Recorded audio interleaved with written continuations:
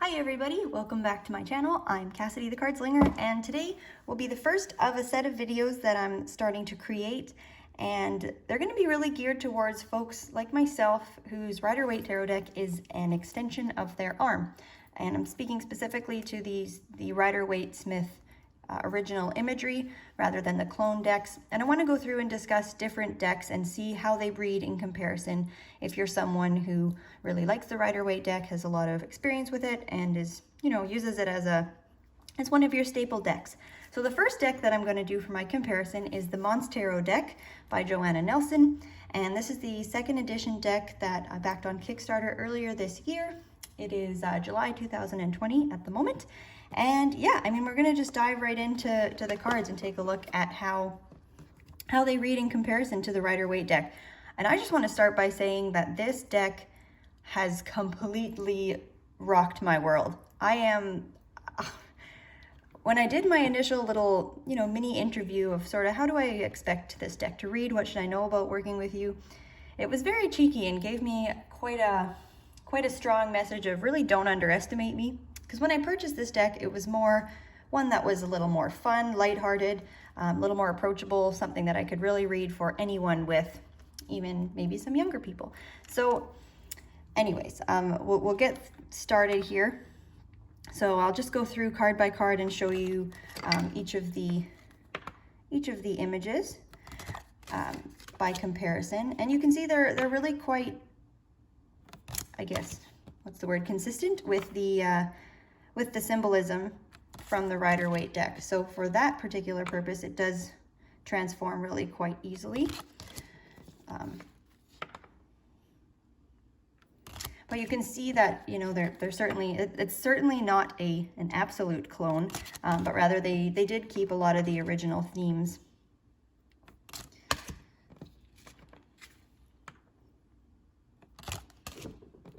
Oh my gosh, I love this Hermit.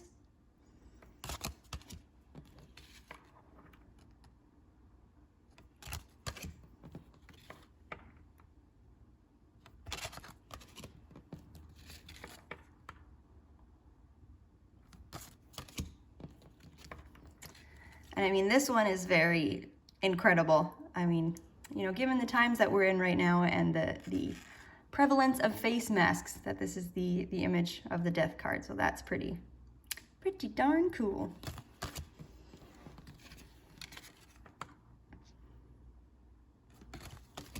So I certainly will say, after having done a number of readings with this deck, that it does certainly read much like the Rider-Waite deck. A lot of your interpretations as such that you have with your original deck will be very transferable. But the way that the elements from the Monstarot deck present themselves are just, they're so fascinating. And there's a few cards that when we get to, I'll share with you how they spoke to me for that particular reading, and it just blew my mind.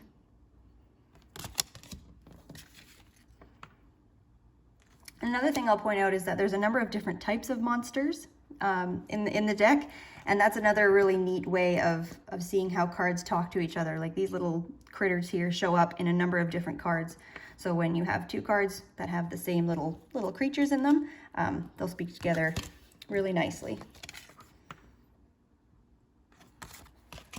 So it certainly is, like you'll notice, a lot of the backgrounds are not quite as in-depth as the Rider-Waite deck has. Like there isn't a whole lot going on in the background, but really, I found it doesn't matter. And this is one of the cards that I think is really incredible as well. It's the Ace of Swords, and if you look at it, the thing that's lit up is this lovely little point on this monster's head. So it's really cool, even though it's the Ace of Swords, and that sword is typically, your focal point in the card.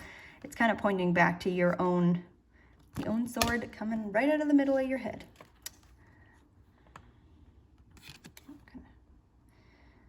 Focus there. Okay, now this is one of the cards that I had a very interesting experience with in a reading recently, and it had come up in reverse, and it was very cool. So what was coming through with that message is that the person I was reading for was having, or what came up and was verified by the person I was reading for, was that the person was having a lot clearer messages, I guess. They were a reader as well, and they were having, you know, quite recently, very easy communication with their guides and their ancestors. And folks on the other side of the veil, shall we say, that they were connecting with. And how this card presented itself in the reverse position is like they were popping in more than the times that she was, you know, doing that type of work where she was trying to contact them directly, but rather they were, you know, they were popping in whether she was looking for it or not. I mean, is that a Two of Swords meaning? I mean, not traditionally, but that, I mean, just having these little eyeballs on the different rocks, it's just, but again, it does keep quite true to the symbolism, and instead of having the blindfold, she just has her eyes closed. But it's, and you know, the mirroring of her little split head and the swords, like it's just, there's a lot to this deck.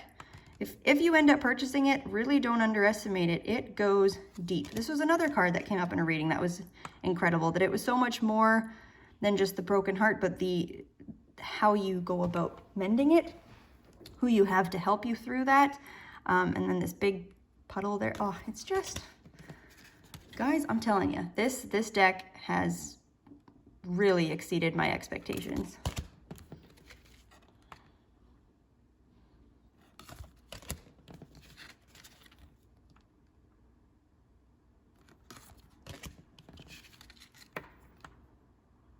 And again, too, like I'll even just for those two cards, the design elements that kind of pop back up. I mean, we've got the upside down mushroom here, and then there's the mushroom there, and that Seven of Swords. It's just, they read together, especially if you read with, you know, larger spreads, and your cards really start talking to each other. It also does like a really good job of not, I mean, if you're reading for someone who's, let's say, a little scared of the cards and they see something like this, I mean, that can be quite confronting. This, what I had expected when I bought the deck would be to say the same thing, but nicely. This, it really doesn't water it down. It keeps true to the meanings of the cards. It's just, and I mean, it's beautiful.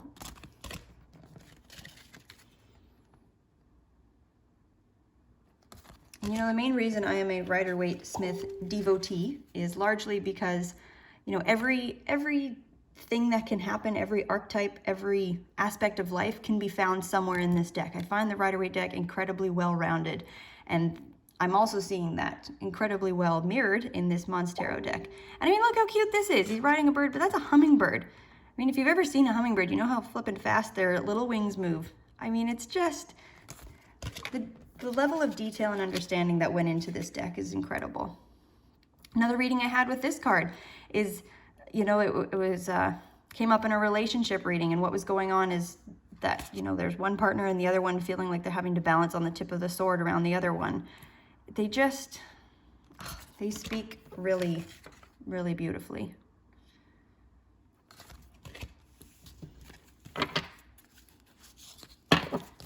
Oh, and in the size comparison as well, they are really quite big cards. And I didn't show the back as well. So it's a fully reversible back, which is my favorite.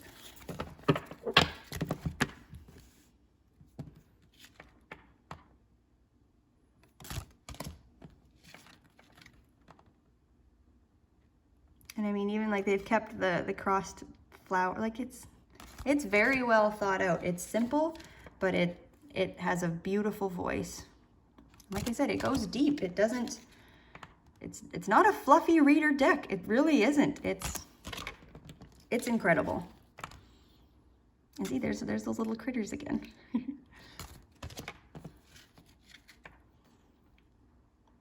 And I mean, he's riding a snail here. That's a very different energy than riding this big, valiant horse, tying in that element of patience.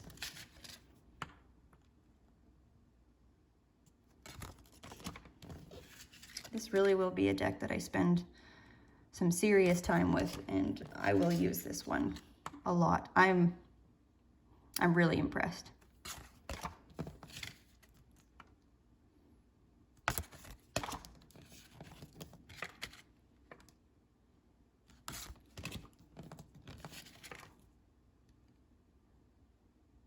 And I mean, too, like we've got so much action here, and while this one is stationary, I mean, he's teetering on the tip of a leaf.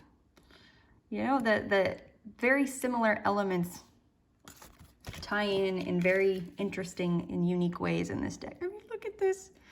Look at the little monster kitty. Oh, it's so cute. It's adorable. I can't say enough good things about this deck. It has exceeded all of my expectations.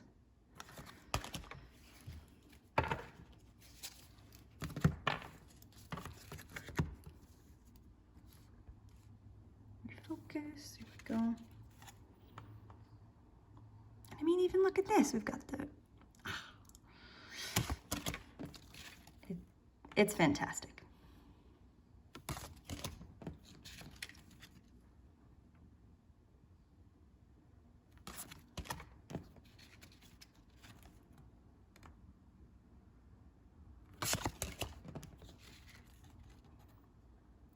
Literally crying over spilt milk. So sweet.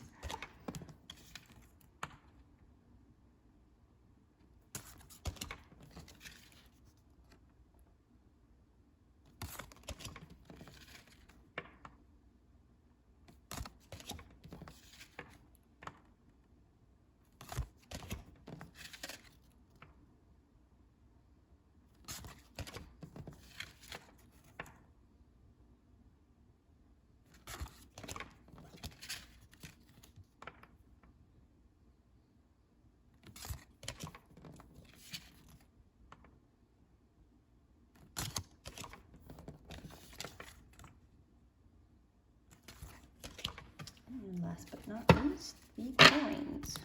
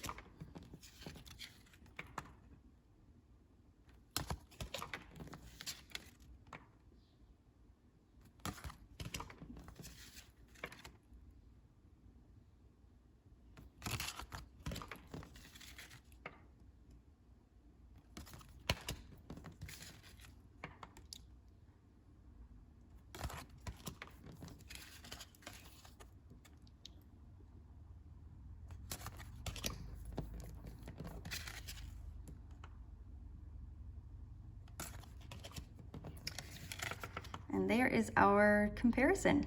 It's, again, I mean, I've said it a million times in this video. I really do like this deck. If you are someone who is a Rider-Waite Smith devotee, as myself, this could certainly be one if you're looking for something else to add to your repertoire that you will use as an actual, you know, an actual divinatory deck, something you will use for your clients, use for friends, read for yourself. It, like I said, time and time again, it just totally blew me away at the accuracy and the clarity and how deep it will really take you. It's not a light and fluffy one. It's absolutely beautiful. So highly recommend this, and it's still available, I do believe, on the creators Etsy store. This was the really nice sturdy box by Joanna Nelson.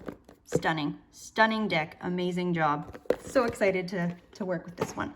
Thanks for watching, guys. Please like, subscribe, share the video if you liked it. It would really help me out. And yeah, stay tuned for my next Rider-Waite comparison video. Thanks, guys.